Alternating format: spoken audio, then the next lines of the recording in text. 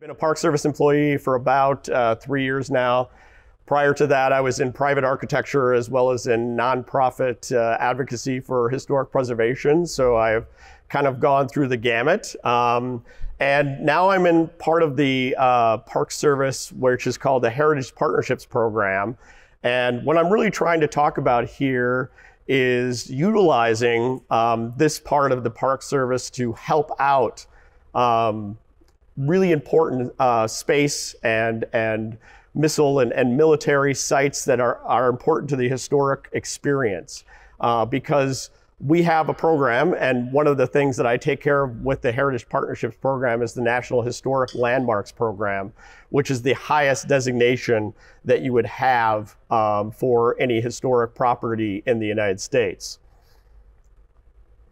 Again, the Heritage Partnerships Program is kind of a unique aspect, although I think the NCPTT does do a lot of things outside of the park unit.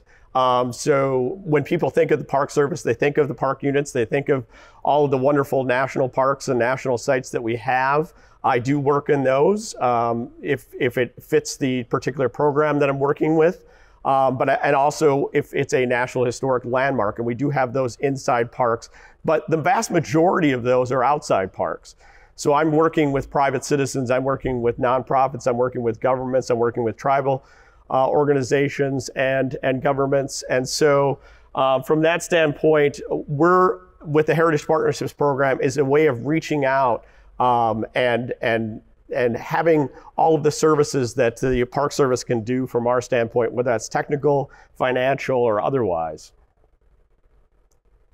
So when we're talking about National Historic Landmarks, we're talking about a very top echelon of historic sites in the United States. There's about 2,600 of these across the United States. Now, when you think about National Register properties, which are other historic sites, those are around 94,000. So when we're talking about National Historic Landmarks, it's a very small percentage. It's about 3% of the entire United States in terms of these things. And we have a lot of these in the space field. And I'm going to talk specifically about the Intermountain region because that's where I'm from and that's where I do work. But the Heritage Partnerships Program is available in all of the regions for the National Park Service. So it's good to contact that person who's in your particular region. And right here we have one of the NHLs at the Johnson Space Center, which is the Space Environment Simulation Laboratory. So the reason that National Historic Landmarks can be out there is based on this act from 1935. This is the Historic Sites Act. I mean, the first thing from a historic preservation aspect is the Antiquities Act of 1906. What most people know about is 1966 and the National Historic Preservation Act. But when it comes to National Historic Landmarks, 1935 is really the culmination of deciding that things really needed to be recognized nationally. And the original goal was to round out the NPS system. We had our park units out in the west. We also had a number of military parks in the east. But this was a way to say, okay, let's figure out how we're going to save these properties. And the initial surveys were everything prior to 1860. So you got to think of where this was, 1935. That was 75 years after 1860. So 75 years seemed like a pretty good time to say, okay, everything pre that might be historic at this particular time. One of those examples is Fort Raleigh, talking about some of the early pioneering aspects into the United States or into what would become the United States in the 1500s. And few Western sites were taken care of. So of course, that was not a thing for the Intermountain region at that particular time. Most of these sites were already protected in some way. They were privately done. But this was another form of recognition for them. And again, we have a picture of Monticello, which is one of those really important sites, one of those NHL quality sites that we have. So designation technically called National Historic Landmarks came about in 1960. And that's where you start seeing the bronze plaques. If you go to different sites, you'll see bronze plaques. This one's from Palo Alto battlefield in Texas. And about that time, the 1860 date was dropped. Instead, it became the properties of 50 years of age or older from that standpoint. And then that really opened up Western sites. And of course, we're going to be talking later on about space sites when we talk about that. 1952 was the actual date when the 50-year rule came about. So there's a number of different criteria for national significance. I'll go through this really quickly. It could be a location of national importance. It could be a person of national importance. It can be a wonderful architectural or engineering site from that standpoint. Archaeologically, it can be very important. Any of these, or a broad understanding of a trend in history is also one of those sites that we do. So when you start off with a National Historic Landmark, it's really the letter of inquiry starts that off. It used to be called the briefing statement, but a letter of inquiry is where you go into the examination phase of trying to find out if your site really does meet the standards for national significance. And the picture is the Lowell Observatory NHL in Flagstaff, Arizona.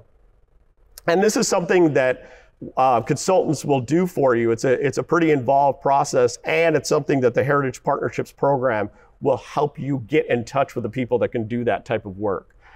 So an LOI, if that demonstrates that this does have national significance, then you will work with a preparer to really move forward with the process and try to review and edit that. And then it goes out to a peer review of subject matter experts out there as well. And again, I'm showing some little snippets of photographs of space sites that are NHLs in the Intermountain region, and I will get into them a little bit more later. But this is the Titan II Missile Site 8, which is out south of Tucson in Pima County, Arizona. So the nomination process goes forward. Landmarks Committee is sat to look at the nomination. There's an advisory board. And then finally, the secretary is there to make sure that that is a National Historic Landmark. Then that's the Secretary of the Interior. From that standpoint, this can take between 3 to 5 years sometimes to be able to get this process all the way through. So I really want to stress the fact that it's something that we can help out with through our office, but it's something that if you are thinking about it, please start right away so that we can get these things done before we lose more of the fabric that we're talking about. In terms of the Intermountain region specifically, we have 259 of the NHLs out of the 2,600 that are across the country. Here's one of our great examples as well. The United States Air Force Academy, the cadet area, is a National Historic Landmark. We work very well with the Air Force on a number of different projects. Some of them what you've seen, some that you will be seeing. And this just shows you a map of the regions of the NPS to sort of gauge you from a standpoint of wherever you are regionally so that you know what office of the National Park Service to contact. I deal with the Intermountain region. We're located in Lakewood, Colorado, very near Denver. And we deal with the 8 states all the way from Montana down to Texas. You can imagine the variety of different types of historic sites there, the different types of architecture there. And obviously we're down in the Southeast region right now, but this just gives you that overall sense. And I did say that we work majority of those NHL sites off park, off park. But we do have some interesting ones that are in parks as well.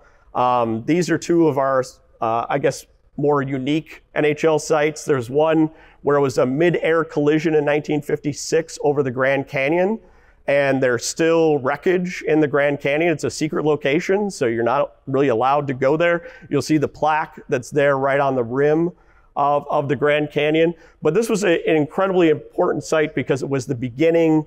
Eisenhower started the FAA right after this fact because basically the radar systems, you were just site informed by where you are as opposed to radar informed by where you were back in the 50s, and this changed a lot of that. And so the safety of air travel really was changed nationally based on this deal. It was a TWA flight and a United flight that unfortunately, and of course, 128 people died in that crash, including some rather famous people. And another one is the Painted Desert Community Complex, which is a Richard Neutra and Robert Alexander designed complex that's down there in the Petrified Forest National Park. It acts as the visitor center, administration, housing, community building, had a school. It's basically a city that was built in the middle of nowhere at the Petrified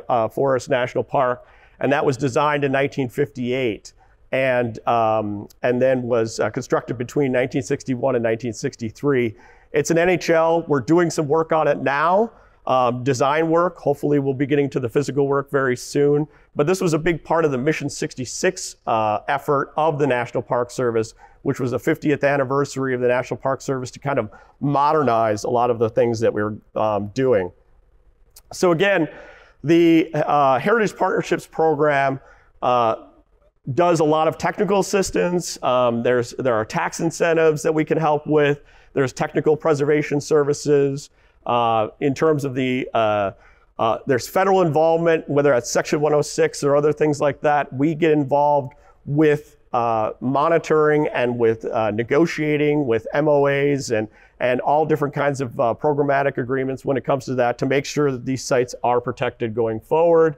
There's also funding opportunities.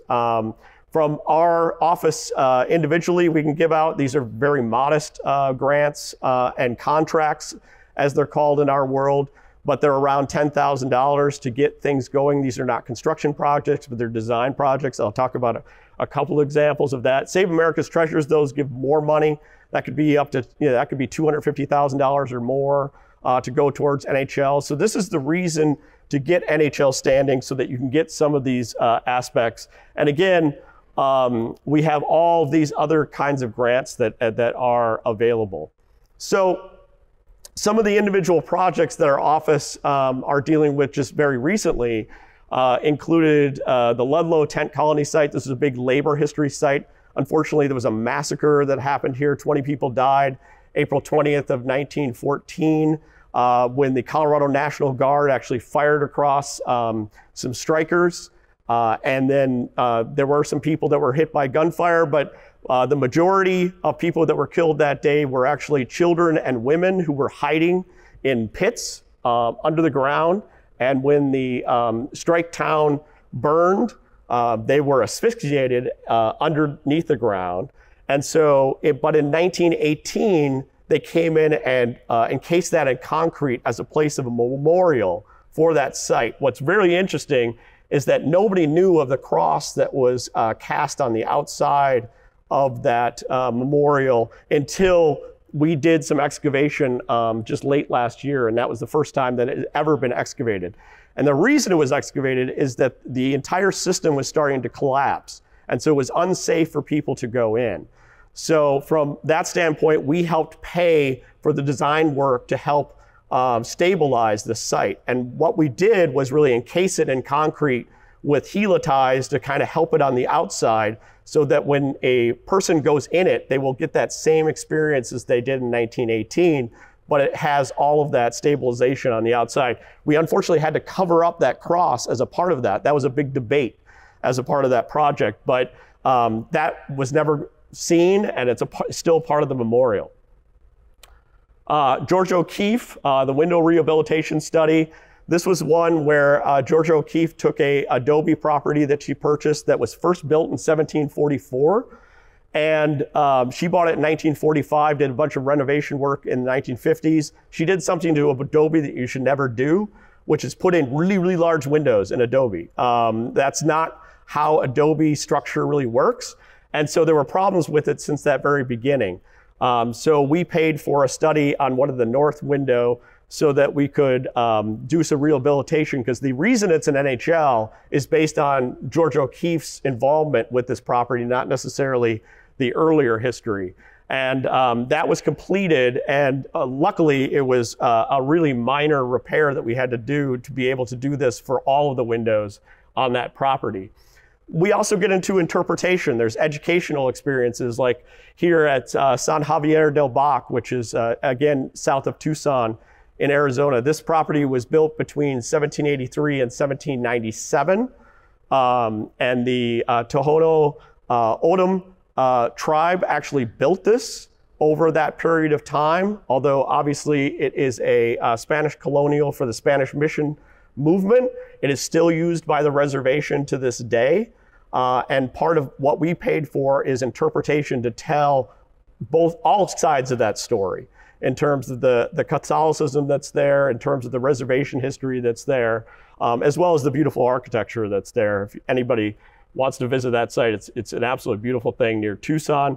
And we're also working on Taliesin West, which was built in 37 and 38 to help broaden the boundaries of this NHL, because it should also include all of those wonderful structures that the individual students built out in the surrounding areas, not only the center aspect here that, of course, Frank Lloyd Wright was heavily involved with. So in terms of the space history, a lot of what we get in terms of designation for space is based on these theme studies. There are a number of theme studies that occur in NHLs. And the reason that theme studies are done is because we recognize that there is a field that we know is nationally significant. And of course, space, exploration, this is something that we know is nationally significant.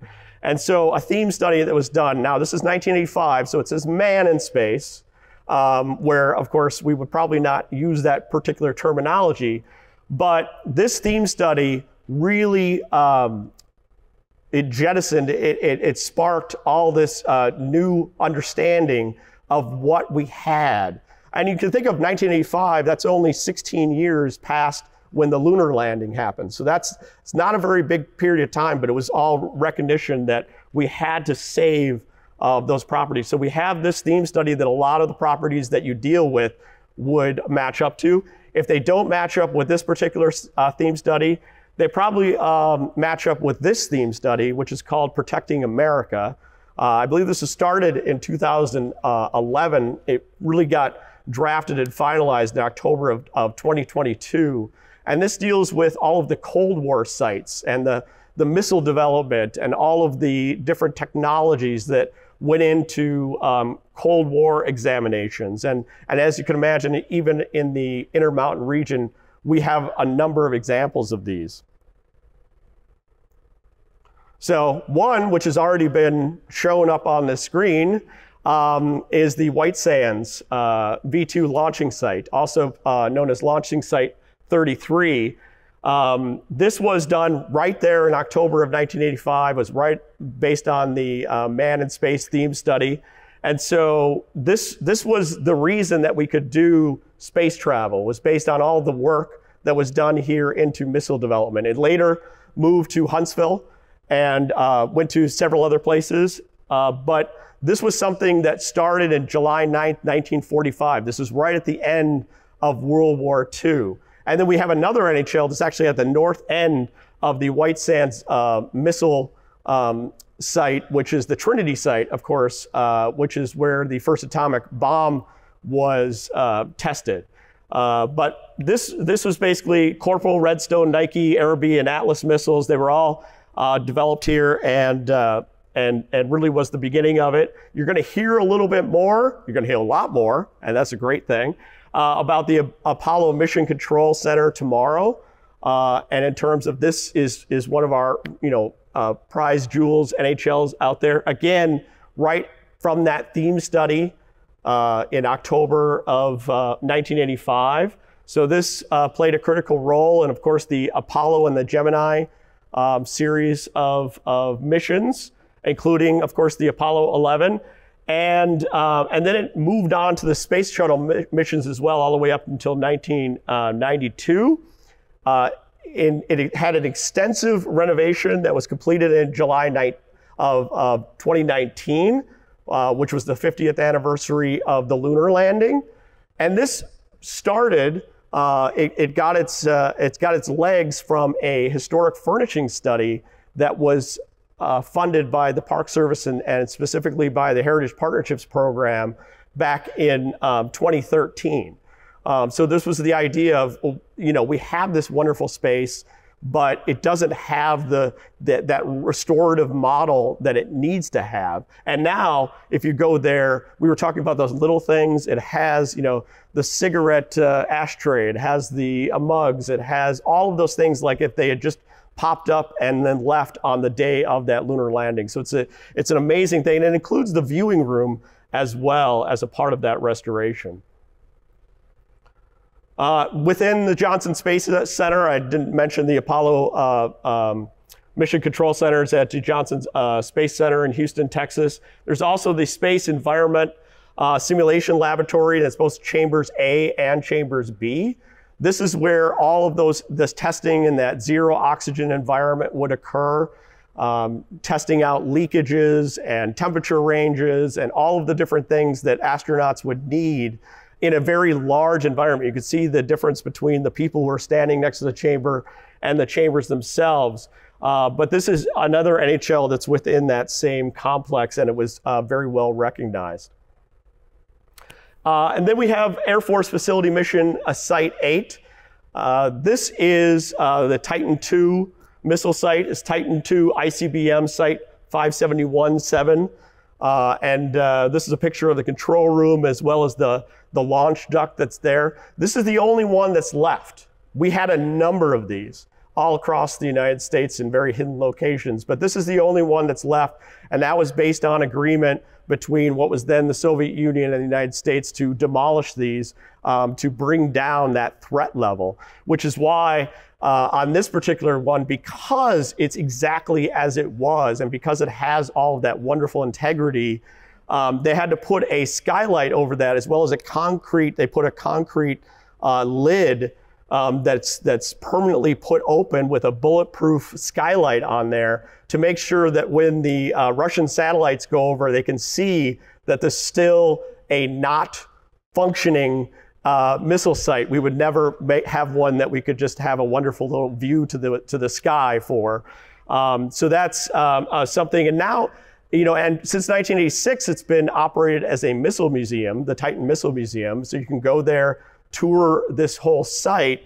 And one of the things that I will be doing as well over this next year or two is this is transferring from Air Force control and Air Force ownership to the county who has been operating this as a missile museum for the last 30 years. And so we're going to be doing that, but we're also going to be doing that to make sure, in a way, that makes sure that this is protected. The Air Force has protected it very well over that period of time. Now, once the county gets it, and I think that they're going to protect it just as well, we're going to make sure that those protections are put in place so that it's always there to be able to educate the public.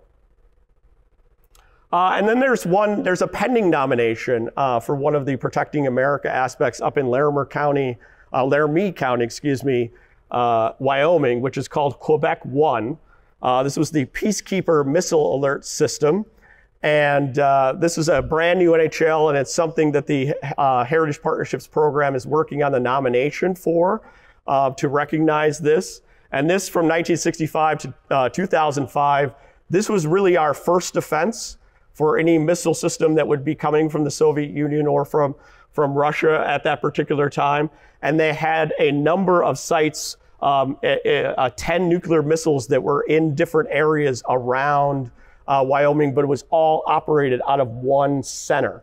And I'll tell you, if you go to that center and you sort of see the analog kind of systems that are there, it kind of makes you a little frightened about how the entire place was operated out of this. But it's a fascinating site, and it's something that we're going to be adding to the NHL listing. And again, I'm here also to try to encourage you to have other sites that we can add to this so that we can inspire those going forward. And that's really how I'm ending this in terms of my presentation. We have these sites and these stories to tell, and there are ways and there's funding. There's formats that we can do to make sure that these places are preserved for in the future.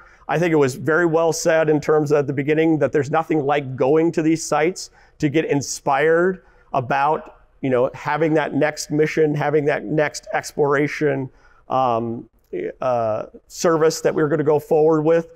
And so I encourage anybody, whether you're in the Intermountain region or whether you're across the country, to really think about these sites that we've had, that we are creating, and how historically they're going to be recognized and how they're going to be preserved going forward. And I'm happy to talk to any of you about how we, again, in the Intermountain region can help you in terms of the technical advice and the funding and other aspects. But also, I do have colleagues and cohorts in all of our different regions that I can get you in contact as well. So thank you very much, and I can take any questions.